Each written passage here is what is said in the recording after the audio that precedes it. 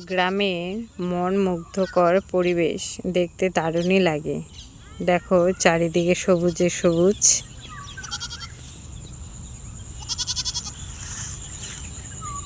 এদিকে আছে ধান ক্ষেত,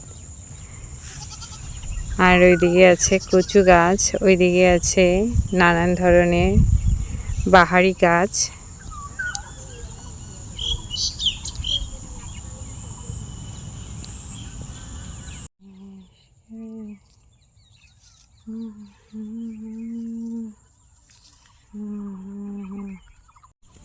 আর ওখানে আছে ভুট্টা ক্ষেত, আর ওখানে আছে আম বাগান আর সুপারি বাগান, আর ওদিকটায় আছে ব্যাংডাঙ্গি ফরেস্ট, আর এখানে আছে সোলার কল।